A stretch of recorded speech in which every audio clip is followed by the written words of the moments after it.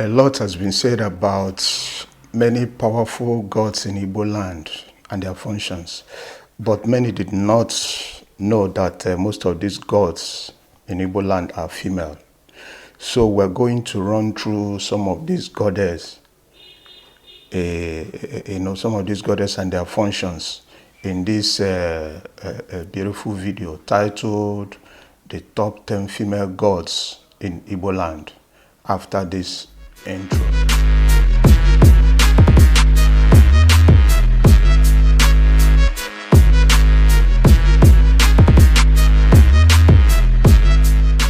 Hello everyone, Ogu Emmanuel is my name.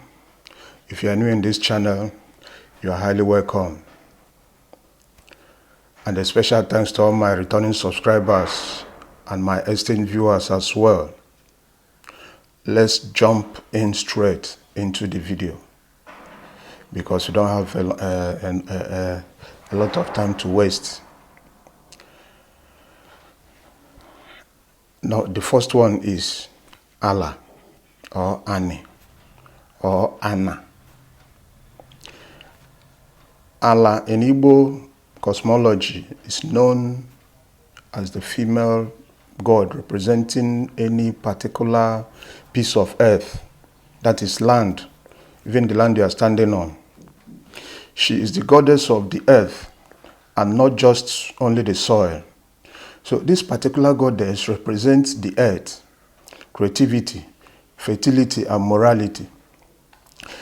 She is the most revered goddess in Igboland and Igbo culture.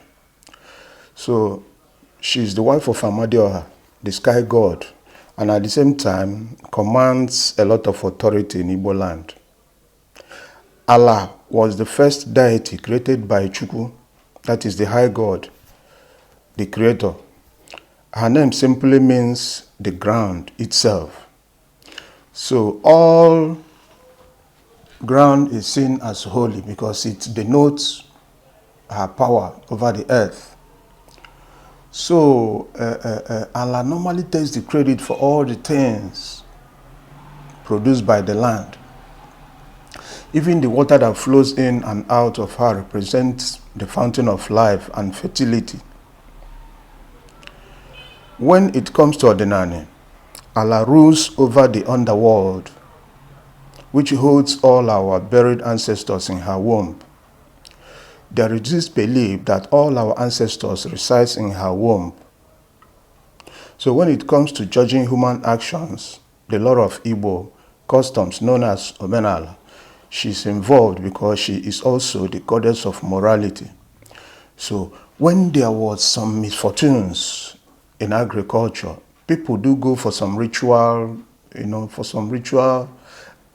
appeasement to figure out how they may have upset Allah, that made her to block their favor, that made her not to allow their agricultural produce to blossom.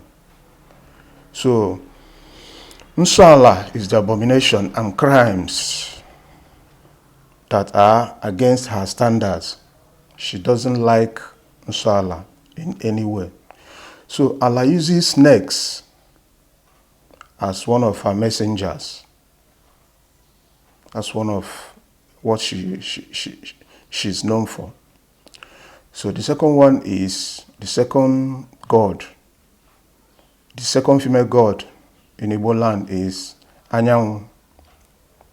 So Anyanwu is one of the most powerful deities in Igbo cosmology. It has its dwelling place in the sun. The name Anyanwu means eye of the sun. The word Anya is eye. Anwu is light or sun in Igbo land. So this deity is always held in high esteem. No wonder some households do answer Anyoku, Anyanwu, etc. In so many ways. So she is a visionary messenger and worker. She also carries two staffs that symbolizes light and fire. She is seen as a prototype of what humans should be, an example, a replication of what humans supposed to be. So the third one is what we call Agunsi. Agunsi is a trickster deity, which probably means, he's not known to be male or female or neither sex at any time. Being a trickster that she is, Agu is the god of health, divination, and healers. He's often used to understand good or bad, riches and poverty, fortune and misfortunes, and as well health and illnesses. This deity, Agu, is highly respected, feared. Imagine a deity capable of even disorganizing the most logical thinkers. Any misunderstanding created by human foolishness can be cleared by these gods or goddess. So an unmatched clarity can be obtained if Agu chooses to protect or work with a thinker. But sometimes, if Agu wishes to plant confusion in someone's head, nobody will have any other choice than engaging with Agu to lift the cause or invent a method of deceiving knowledge. That is a method of receiving knowledge that overcomes the exterior confusion produced by Agu. So any native doctor whose success as a diviner is dependent on mental clarity fears Agu the most because they don't have a choice. So the fourth one is Njokuji. Njokuji. So this very deity is the guardian of the yam in Igboland. In many areas of Igboland, rituals and sacrifices were performed in honor of this great goddess of yam, for increased output throughout the growing season. She's also known as Ifejoku or Ayajoku. Children who were pledged to this goddess were known as Njoku because they were expected to flourish in life. The Ayajoku celebration normally takes place a moon before the New Yam Festival in Igboland. Yes, that's when people usually normally celebrate Ayajoku. There are sometimes what we call Ayajoku lecture. That is where people are lectured on what is the meaning of that word Ayajoku. They are taught about the agricultural process of making and enhancing the production of foods in Igboland. So the fifth one is Idemmili. There is this other female goddess in Nnobi named Idemmili, which translates as the pillar that holds water. That's the meaning of Idemmili, the pillar that holds water. So it is an established fact that when a child is born in Idemmili, the short python will come, creep to that very place where the newborn baby is laid. So the short python will wrap itself around the newborn baby as the parents excitedly watches. So there is this understanding that this next visit to the house of the people might signify many things, because it is believed the python can come along with either good or bad news. For example, if a great man is about to die, the python may visit a relative of the person by dying in that person's home.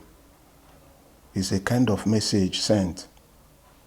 So the shrine of this deity is located in that community and is one of the oldest in that part of Igboland.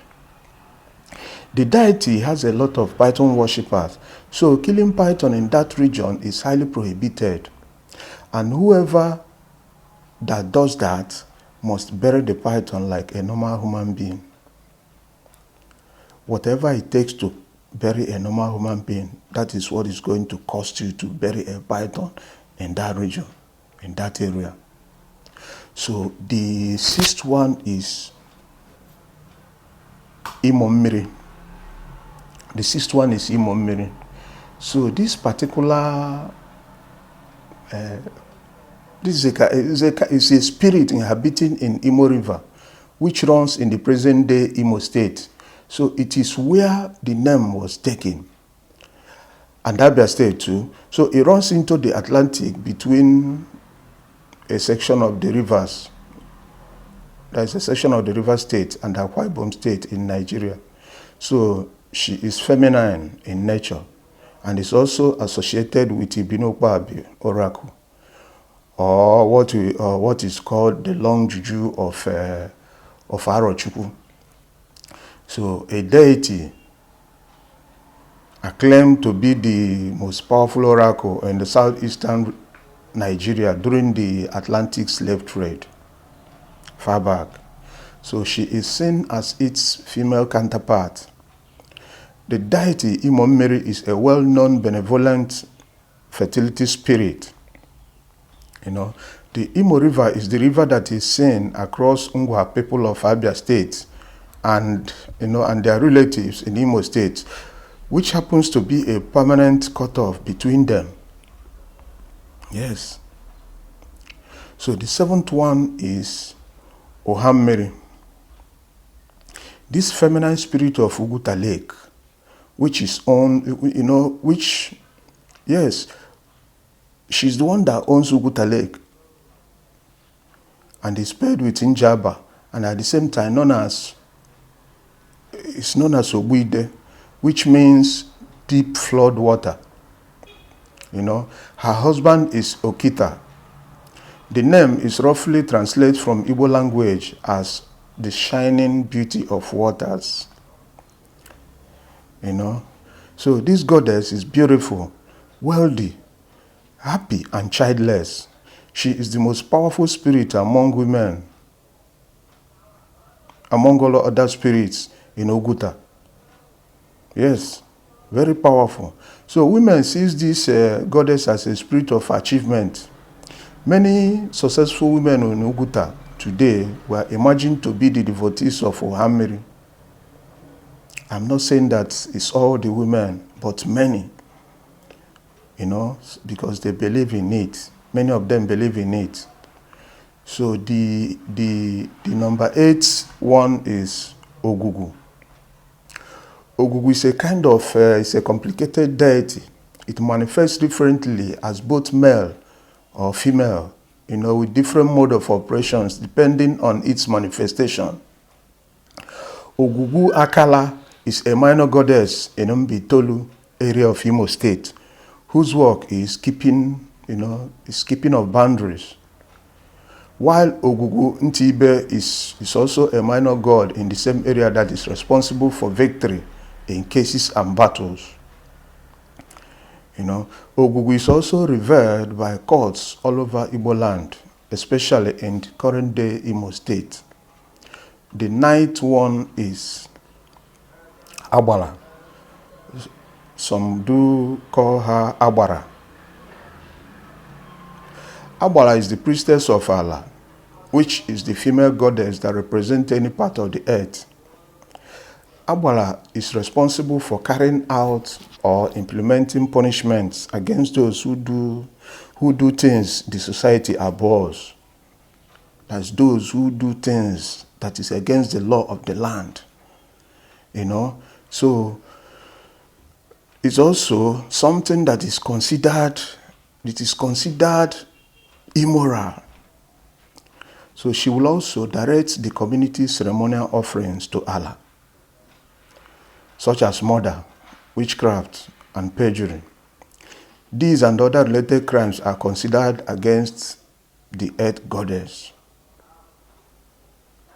So the 10th and the last one is Mbari. Mbari is a special supernatural protector of a ritual kind of art very important to Igbo religious existence, which is closely related to Allah. This deity, Mbari, who is seen as a close friend or a heavenly messenger or personal part of Allah, is best described by explaining the creative rites that bears her name. Unlike other religious ceremonies related with battle or hunting, Mbari painting is considered a feminine effort. Mbari is a peace ritual and expression of love of play. The purpose of Mbari artists appears to be the creation of an everyday experience in larger community in Igboland. So Mbari home may include an assortment of things designed to resemble a tiny fictional Igbo community. That's what it is. So the divine patron of Mbari is the earth goddess Allah, who is also the fertility deity. So some Mbari art pieces, particularly the mask, has been saved from destruction and are utilized in ceremonies from year to year. So finally, I have reminded you something with this video. I know you have been informed and benefited from what you have heard here. This is part of our history. You can't erase it. It has remained and is going to be part of us forever. Whether we like it or not, it has come to stay. Please do go to our comment section. Let us know what you think about this video. Do not forget to subscribe to my YouTube channel. Click like on my Facebook page. Ring the notification bell. And do not forget to share. And share this video. It will help the next viewing experience. It will help the algorithm. Bye bye.